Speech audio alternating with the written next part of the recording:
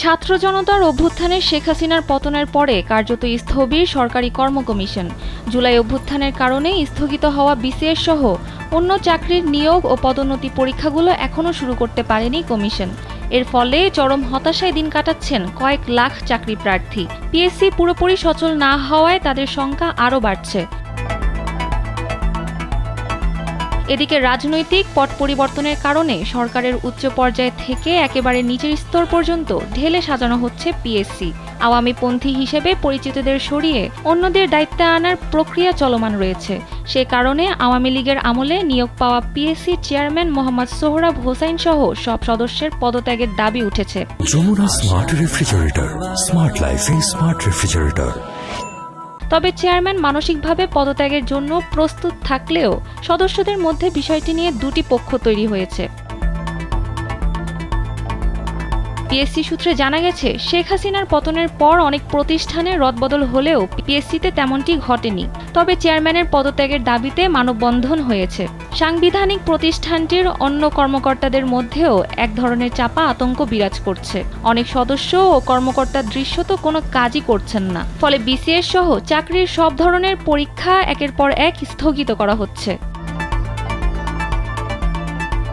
জানা গেছে, কোটা সংস্কার আন্দোলন সহিংসতায় রূপ নিলে গত 18 জুলাই থেকে বিসিএস সহ নিয়োগ পরীক্ষাগুলো স্থগিত করতে শুরু করে পিএসসি। এছাড়া স্থগিত নিয়োগ ও পদোন্নতির পরীক্ষার সংশোধিত সময়সূচিও এখনও ঘোষণা করতে পারেনি পিএসসি।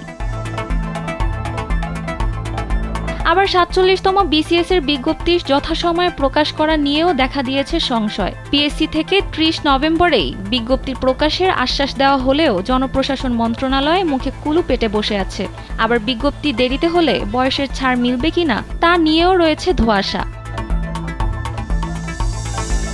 44তম বিসিএস এর আরেক ভাইভা প্রার্থী ও ঢাকা বিশ্ববিদ্যালয়ের শিক্ষার্থী বলেন, নতুন সরকার দায়িত্ব নেওয়ার পর পিএসসির সব কার্যক্রম স্থবির হয়ে আছে। স্থগিত ভাইভা কবে নাগাদ শুরু হবে এটি নিয়ে হতাশায় নিমজ্জিত হচ্ছে চাকরি প্রার্থীরা। কোনো শিডিউল না থাকায় স্বাভাবিক পড়াশোনায় বিঘ্ন ঘটছে।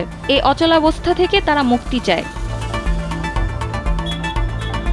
এ বিষয়ে জানতে চাইলে পিএসসি চেয়ারম্যান সোহরাব হোসাইন সোমবার কালবেলাকে জানান, তারা আশা করছেন 44তম বিসিএস এর মৌখিক পরীক্ষা 1 মাসের মধ্যে শুরু করতে পারবে।